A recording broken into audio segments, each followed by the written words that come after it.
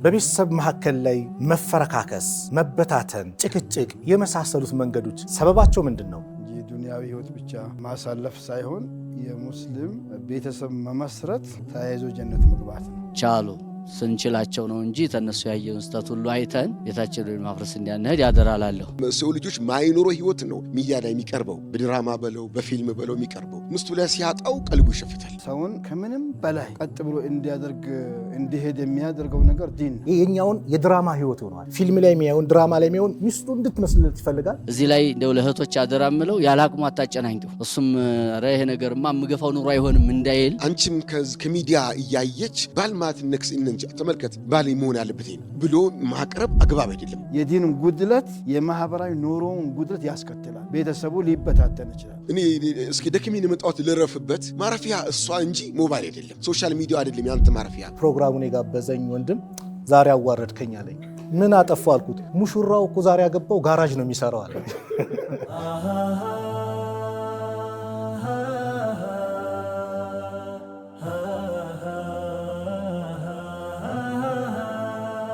بسم الله الرحمن الرحيم الحمد لله رب العالمين والعاقبة للمتقين ولا عدوان إلا على الظالمين أشهد أن لا إله إلا الله ولي الصالحين وأشهد أن محمدا عبده ورسوله صلى الله عليه وعلى آله وصحبه وسلم تسليما كثيرا أما بعد السلام عليكم ورحمة الله وبركاته ودنا يتكبراتشو يا أفريكا تي في تكتاتاوش እናቶች አባቶች ወንድሞች እህቶች እንዴት ሰነበታችሁ እንዴት ቆያችሁ ይህ በቤተሰብ ጉዳይ ላይ እየተመካከርን ከነዚህ ውድ ከምንወዳቸው መሻይኾቻችን ኡስታዞቻችን ጋር እናንተ ዘንድ እያቀረብን ያለው ፕሮግራማችን ነው። አፍሪካ ቲቪ የህይወት ጎዳና ወደ እናንተም ፕሮግራሙ ማቅረቡን ይቀጥላል። ዛሬ ደግሞ በቤተሰብ መካከል ላይ መፈረካከስ፣ መበታተን፣ ጭቅጭቅ የመሳሰሉት መንገዶች ሰበባቸው ምንድነው? እነዚህን ሰበብ አውቀን እንድንጠነቀቅ ቤተሰባችንን እንጠብቅ ትዳራችንን እንጠብቅ ዛሬ መሻይኾቻችን መልስ ይሰጡናል።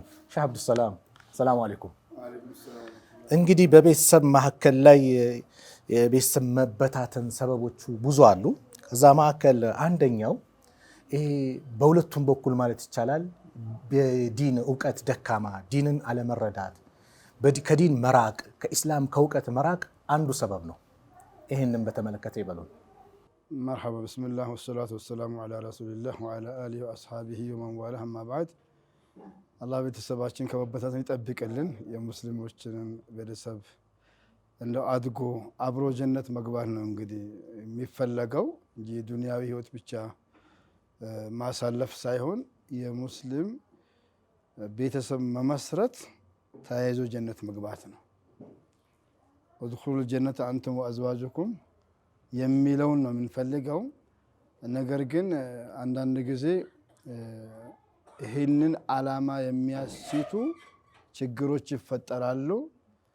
የተሳካላቸው ሰዎች ደግሞ ችግሮችን ያልፋሉ።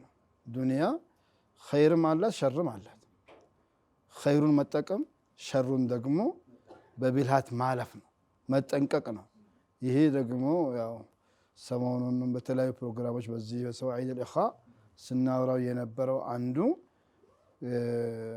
ቤተሰቡን ከመመስረት ጀምሮ ያለው ከምርጫ ጀምሮ ያለው አብሮ ያለው ሙዓሸራን ያለው ሁሉ መሰረቱ ዲን ከሆነ በየጊዜው ከሚነሱ ቤተሰቡን ከሚያፈረካክሱ ማዕበሎች መዳን ይቻላል። አስባቦቹ ለመበታተን ብዙ አስባቦች አሉ። ዋናውና ትልቁ አስባቡ ضعፍ الوازع الديني ሰውን ከምንም በላይ ቀጥ ብሎ እንዲሄድ የሚያደርገው ነገር ዲን ነው። ነብዩ አለይሂ ሰላቱ ወሰላም ካለፉ ነብያቶች የተወረሰ አንድ ሐረግ አለ፣ አንድ ሐዲስ አለ። إذا لم تستحي فاصنع ما شئت። ለሷም ይሁን ለሱ ለልጆችም ለወላጆችም ትልቁ የህይወት መርሃቸውን ሊያስተካክል የሚችለው በይነሁም ወበይነ አላህ ያለው ሐያ ነው። ከዛም ደግሞ በመካከላቸው ያለው ሐያ ነው። ሐያ የሌለው ሰው አላህን የማያከብር አላህ በተለያየ ቦታ ኢነ ረበከ ለቢልሚርሳድ ኢነላህ ካነ ዐለይኩም ረቂባ ወኢነ ዐለይኩም ለሓፊዚን ኪራመን ካቲቢን ማ የልፊዙ ሚን ቀውሊን ኢላ ለደይሂ ረቂቡን ዐቲድ። ጌታህ እናንተን ይጠብቃችኋል፣ እናንተ ላይ ጌታችሁ ተቆጣጣሪ ነው፣ ተቆጣጣሪ መላእክቶችንም በእናንተ ላይ መድበናል እያለ አላህ ሱብሓነሁ ወተዓላ ተናግሮ ለዚህ እስትስላም የማይሆን ባል ለዚህ ለአላህ ሱብሓነሁ ወተዓላ መመሪያ ታዛዥና ተመሪ ያልሆነች ሴት በሆነ ባልሆነው ችግሮች ይፈጠሩና የዲን ጉድለት የማህበራዊ ኑሮውን ጉድለት ያስከትላል። ቤተሰቡ ሊበታተን ይችላል። ከተበታተኑ በኋላ ደግሞ መከራው መዓዛው ብዙ ነው። በእነሱ ብቻ ቢገደብ እኮ ችግር የለውም። እሷን ለብቻ ሆና የምታጠፋው ጥፋት አላህ ይውቀው። እሱም በዛው ልክ ልጆቹም ሃይባይ ከሌላቸውና ከወላጆቻቸው ከተለያዩና ከተበታተኑ የሚፈጠረው አደጋ ተቆጥሮ የሚዘለቅ አይደለም። ስለዚህ ዲኑ ያልገደበው ያልመከረው ለዲኑ ታዛዥ ያልሆነ እንደው ህይወቱን አላህ ባወረደው ቁርአን መሰረት ካልመራ አላህ ጀለ ወዐላ ለሁሉም የሰው ዘር ሞዴል ያደረጋቸው ነብዩን አለይሂ ሰላቱ ወሰላም እና ሰሃቦቻቸውና ባልተቤቶቻቸውን ሞዴል አድርጎ የማይከተል ሰው በቀላል ነገር በስልክህ ሜሴጅ አይቻለሁ ብላ እሳት ትፈጥራለች። እሱም በስልክሽ ፎቶ አየሁ ብሎ ሌላ ነገር ይፈጥራል። ዲን ካላቸው ግን የእሷን ምስጢር መፈተሽ ይችላል ወይ? የእሱን ምስጢር መፈተሽ ይችላላችሁ ወይ? ችግር ሲፈጠር ደግሞ በጸብና በዱላ ነው ወይስ ወይ በመመካከርና በመነጋገር ነው? ብዙዎቹን መሻይኾቹ ተናግረውታል።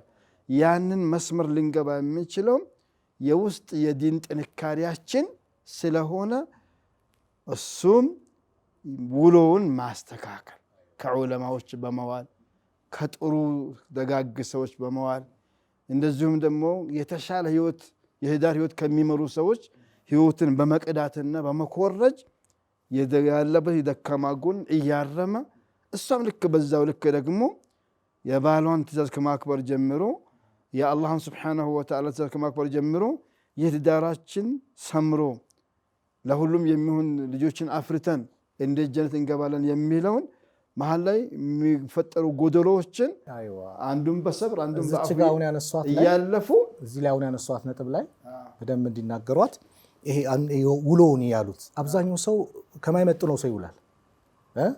ስነ ምግባር ከሌለው ከተለያዩልና ያንን ባህሪ ይላበስ መንተጃለሰ ተዋረስ አይደል ይላበስና መጥቶ ቀዳሚ ያወጣው ሚስቱ ላይ ነው። እሷም ደግሞ ካልሆኑ ቱልና ቤቷን መምሰል አትፈልግም። የሌላውን ህይወት ታያለች። የኛውን የድራማ ህይወት ሆኗል።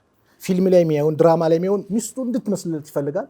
እሷም ደግሞ ያንን ያየችውን የውሸት ኑሮ እንዳሉት ቁድዋ ከሌለ ቀደምቶችን ካላዩ ችግር ይፈጠርና እዚህ ላይ በደንብ ትኩረት እንዲሰጥ ይሄ እኮ ነብያችን በግልጽ ደስ ቀምጦታል እኮ አንድ ሰው መሰሉ ጀሊስ ሳሊህ ወጀሊስ ሱ ከጥሩ ሰው መዋልና ከመጥፎ ሰው መዋል ምሳሌውን ሲያስቀምጡ ከሽቶ ነጋዴ እንደመዋልና ወናፍ ከሚያነፋ እንደመዋል ነው አሉ። ከዑለማዎች ከዱዓቶች ሰዎቹ ብቻ አይደለም ሞባይል ላይ ያሉትም የተለያዩ የፌስቡክ ጓደኞች የዋትስአፕ ሌሎች መገናኛ ጓደኞች ሁሉ ጓደኛ ናቸው። ቁርአን ጓደኛ ነው፣ ሐዲስ ጓደኛ ነው። ከነዚህ ከጥሩ ጥሩ ነገሮች ህይወትን ማሳለፍ ሽቶ ከተሸከመ ሰው ጋር አብሮ እንደመዋል ነው። ቢያንስ ወይ ከቻልክ ትገዛዋለህ፣ ካልቻልክም ጥሩ ሽታ ሽተህ ትመጣለህ። እሱም ወይ ሀዲያ ይሰጥሃል። ከዑለማ የዋለ ሰው ሁሌ ትርፋማ ነው። ምንም ቢያቅተው መጥፎ አይናገር፣ መጥፎ አይሰማም። እሷም እንደዚሁ ጀለሶቿ ጓደኞቿ ማን ናቸው? ውሎዋ ማን ነው? ልክ ባል ከወጣ በኋላ መኪና ይዛ ወይ ባጃጅ ተከራይታ የሆነ ነገር ይዛ የሆነ ቦታ መሄድ ነው አይደለም። ውሎዋን ሙስሊም ናት። ሙስሊም የሚለው ትልቅ ማዕረግ ነው ለኛ። ወላሂ ሙስሊም ማለት እቺ ሴት ሙስሊም ናት፣ ይሄ ሰውዬው ሙስሊም ነው ማባል ትልቅ ክብር ነው። ይህንን ክብር ደግሞ ጠብቆ ማቆየት የሁሉም ኃላፊነት ነው። ከመጥፎ ሰው ከመጥፎ ፊልም ከመጥፎ የማህበራዊ ሚዲያ ጓደኛዎች መዋል ወናፍ ከሚያነፋ ሰው ከዋልክ ወይ እሳቱ ተፈናጥሮ ያቃጥላል፣ ወይ ጭሱ ያበሳጭሃል። ቢያንስ ጭስ ትላለህ፣ ኪሳራ። ስለዚህ ይህንን ህይወት እንደው እነዚህ መሻይኾች በየመድረኩ ያወሩታል። እኛ ግን ይሄ ያለው ጎርፉ ማዕበሉ አሸንፎናል። ተሸንፈን ሳይሆን ማለፍ ያለብን አሸንፈን መውጣት አለብን የሚለውን መልእክት ነው። ሹክራን ጀዛከላህ ሸኻችን ሼህ ዑመር። ሼኻችን እንግዲህ የዚህን የዲን መዳከም ሌላን አራያ ማድረግ የመሳሰሉት ለቤታችን መፈራረስ መዳከም መበታተን ምክንያት ነው ብለዋል። የሚስት ስተት ቤትን ለመፈራረስ ምክንያት ይሆናል? ቢስሚላህ አልሐምዱሊላህ ሰላቱ ሰላም ዐላ ረሱሊላህ ወዐላ አሊሂ ወአስሐቢሂ ወመዋላ። አዎ አላህ ወንድየውን የሚያስችለው እሷንም ተስተት አላህ ይጠብቃት እንጂ በደንብ እንጂ በተለይ እነሱ ላይ የተነሳሳት መጥፋቱ በጣም ይከብዳልና እኔ መጀመሪያ ለወንዶች አሁንም ቢሆን ቻሉ ነብዬ ነው መመክረው። ቻሉ ስንችላቸው ነው እንጂ ተነሱ ያየውን ስተት ሁሉ አይተን ቤታችንን ማፍረስ እንዲያነድ ያደራላለሁ። ለሷ ለህቴ የምመክረው ነገር ሼክ ለሁሉ የሚሆን ነገር ሰጥተዋል። የመጀመሪያው የዲን መጉደል ነው። በተጨማሪ ደግሞ የባሏን ሐቅ አለመጠበቅ ነው። ይሄ ተድንጋር ይያዛል። ይሄም ሐቁን ተጠበቀ በእርግጠኝነት እሷ እዛ ቤት መላእክት ነው የምትሆነው፣ ሁረል ዒናት ማለት ይቻላል። ከዛ ሐቅ ተመጠበቅ ውስጥ ብዙ የሚጠፉ ነገሮች አሉ። ባሏ በሰጣት ብትብቃቃ የጎረቤት አይታ እንደ ጎረቤት ይባትል ሐቂቃ እሷም ሌላ ችግር አትፈጥርም ነበርና ይሄ አንዱ ሌላው ችግር ነው። ሰው እንደ ቤቱ እንጂ እንደ ጎረቤቱ አይኖርም ይባላልና እዚህ ላይ እንደው ለእህቶች አደራምለው ያላቅሙ አታጨናንቂው።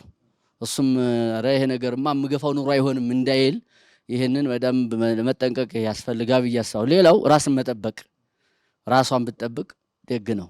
ብዙ ጊዜ በዚህ መድረክ ላይ አውርተነዋል። ለውጭ ተመበጃጀት ይልቅ ለባልሽ ተበጃጅለት፣ ለባልሽ ትኩረት ስጪ። እናቶቻችን ድሮ ያደረጉት እንደነበረው ድሮ አጫጭሰው ይቀርቡ ነበር አይደል እንዴ ያላቸውን። ያሁኖቹ ደግሞ ልብስሽን ቀየር አድርገሽ ሽቱሽን ተቀባባ አድርገሽ ተበጃጅተሽ መቅረብ የግድ ነው። ዝም ብለሽ ተነጭስሽ አትቅረቢ። እውነቴን ነው። ይሄ ትልቅ ስህተት ነው። ለባልየው ውስጥ ወደ ውጭ እንዲሸፍት ቀልቡን ያደርገዋል። እሱም ደግሞ ከስራ ሲመጣ ከነሽርጥ ልብሱ መምጣት የለበትም። አዎ እሱም እንደዚህ ነው። እንዲወራ የተፈለገው የነሱ ነው እንጂ በደንብ ወንዱ ላይማ በጣም ኢብኑ አባስ ያሉት ነገር አለ ሐቂቃ ማለት ነው። ወለሁነ ነብዩ ለዚ ዐለይሂ ነቢል ማዕሩፍ የሚለውን እሷ ስትበጃጅልኝ እንደውም ወደ ሁሉ እኔም ተበጃጅቼላት መቅረብ አለብኝ ይላል ኢብኑ አባስ ዚያት ላይ እንትን ብሎ ማለት ነውና የሱም የግድ ነው። ሌላው እንደዚሁ በተስተቶች ውስጥ ምንድናቸው? ኩርፊያ ማብዛት ባየችው ሁሉ ቅርባላት ሁሉ ታኮረፈ ጥሩ አይደለም። ይሄም ኩርፊያ እንደው 3 ቀን እንኳን ሊሆን ይችላል ወር የሚያኮርፉ እኔ አንዱ አባታችን 5 ዓመት የታኮረፈችኝ አሉኛል። አላህ አስችሏቸው እንጂ ማለት ነው።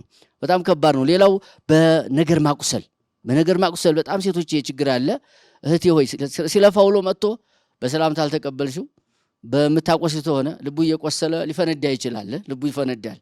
ከዛ በኋላ ማከሙ ያስቸግራል። ብርድ የተነቃ አይሆንም እቃ ይባላልና ስለዚህ እንደውም ይላሉ ወላልታው ማጀርሃ ሊሳን ምላስ ያቆሰለው በተለይ አይጠግንም፣ ከባድ ነውና በጥቅሉ የባልሽን ሐቅ ጠብቂ። ሰፊ ናቸው። አሁን በዚች ፕሮግራም ሁሉ ማውራት ባልችልም የባልሽን ሐቅ ጠብቂ። ባልሽ ነብዩ ሰለላሁ ዐለይሂ ወሰለም እንዲያሏት ያቺ ሴት ጀነቱኪ ወናሩኪ፣ በቃ ጀነትሽ ነው ወይ እሳትሽ ነው። ሐቁን ተጠብቅሽ ጀነት ነሽ፣ ታልሆነ ደግሞ አላህ ይጠብቅሽ ነው። አላህ ይጠብቃችሁ። አላህ ይጠብቃችሁ። ሼህ መሐመድ ፈረጅ ይስጡልኝና ሁለቱም መሻይኾቻችን ተናግረዋል ሰበቡን። የሚዲያ ተጽዕኖ ለትዳር መፍረስ ለቤተሰብ መበታተን ምክንያት ይሆናል። ቢስሚላህ አልሐምዱሊላህ ወሰላቱ ወሰላሙ ዐላ ረሱሊላህ። አሁን የሚዲያ ተጽዕኖ ከባድ ነው። ምክንያቱም አንድ ሰዎች ለሚዲያ ያላቸው ግምት ፐርፌክት አድርጎ ያዩታል።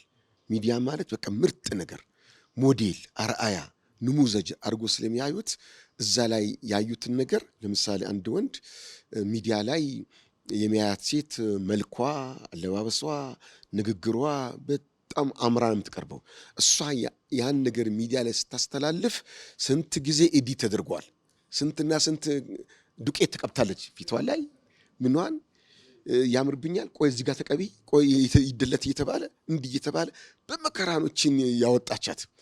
ንግግሯ ራሱ የምትናገረው ግን እንዲህ አይደለም፣ ይህን ፊደል ቀይሪ፣ ይህን ቃል አስገቢ፣ ይህን ቃል ውጭ እየተባለች በመከራ ያቀረበችውን ሰው ግን ይሄው ያየሽ ሴቶች እንደዚህ ናቸው ለባሎቻቸው፣ አንቺ ግን ብሎ እሷን ሞዴል ያደርጋል። የዛን እቺ ደግሞ እሷን ለመሆን አትችልም። ለምን? ያ ኸያል ነው፣ ያ ምናብ ነው። ሰው ልጆች ማይኖሮ ህይወት ነው ሚዲያ ላይ የሚቀርበው፣ በድራማ በለው በፊልም በለው የሚቀርበው። ምስቱ ላይ ሲያጣው ቀልቡ ይሸፍታል። ስለዚህ ቀልቡ ያሸፈተው ሚዲያው ነው እንጂ ምስቱ አይደለችም። የሚስቱ ክፍተት አይደለም።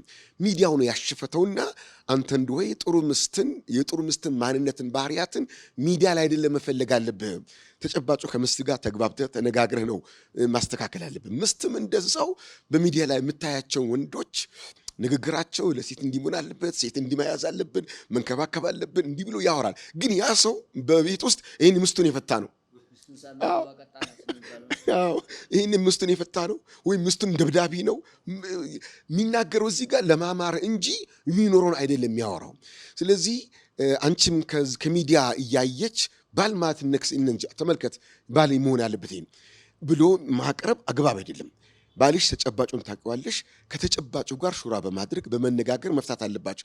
መጨረሻ አደራ ምለው ምንድነው ይሄ ሚዲያን ሰበብ ለማስተካከልና መፍትሄ ለማድረግ ቤት ውስጥ አሁን ባል ቤት ይገባል። ቤት ሲገባ ሞባይል ነው የሚያየው። ቀን አላየም ይሆናል እንበል። ማታ ሲገባ ምስቱ ትጠብቃለች፣ ተቆነጃጅታ ውብና ትመጣለች። ስትመጣ እሱ ሞባይል ላይ ያለው ምንድነው? ዞር ብላ አታየኝም እንዴ? ምን ጉቶ መሰልኩ እንዴ? ቤት ውስጥ ሰው የለም እንዴ? ቀን ሌላ ቦታ ታይም እኔም እኮ ድርሻ አለኝ ድርሻዬን ስጠኝ አቡ አጨቅጭቅኝ ወደ ማለት ይላል እሱ። እኔ እስኪ ደክሜን የመጣሁት ልረፍበት ማረፊያ እሷ እንጂ ሞባይል አይደለም፣ ሶሻል ሚዲያ አይደለም። ያንተ ማረፊያ ምስትህ ነች ማረፊያዋ። እንዴት ዋልሽ እንዴት ብለህ የቀን ውሏን ነው መካፈል ያለብህ ነው። በተቃራኒው ምስትም ጋር ይዋል እሱ ሲገባ ከምስት ጋር ጫው ምስት አለች ብሎ ይገባል። እሷ ሲገባ አሁን ሞባይል ነች። አንዷ ትደውላለች፣ አሎ እንዴት ነሽ፣ ረጅም ሰዓት ይወራል፣ ይጠብቃል፣ አይቆምም። የሴቶች ወሬ ሞባይል ከያዙ ከባድ ነው። እንደገና በሶሻል ሚዲያ ትላለች خلاص እሱም ቀልቡ ይሸፍታል። እና ለትዳር መፍረስ በጣም አስተዋጽኦ የሚያደርገው በአግባቡ በስነ ስርዓቱ ካልተያዘ። አጂብ ሹክራን ጀዛከላ ኸይር። እንደው አንድ ቂሳ ሳይሆን የተከሰተ ነገር የዛሬ 2004 ላይ በዚሁ በትዳር ጉዳይ ላይ ዳዕዋ አድርግ ተብዬ አደም በዳኔ መስጊድ ተጠራው። ሼክ ያነሱት ያለባበስ የቁንጅና ነገር አነሳውና ያገባችሁ ወንዶች በተለይ ቤታችሁ ሲገቡ ከነ ሽርጥ ልብሳችሁ ከነ ጋራጅ ልብሳችሁ እንዳትገቡ ብዬ ተናገርኩ። ከዛ ፕሮግራሙን ጨርሼ ስወጣ ፕሮግራሙን የጋበዘኝ ወንድም ዛሬ አዋረድከኝ አለኝ። ምን አጠፋው አልኩት። ሙሽራው እኮ ዛሬ ያገባው ጋራጅ ነው የሚሰራው አለ።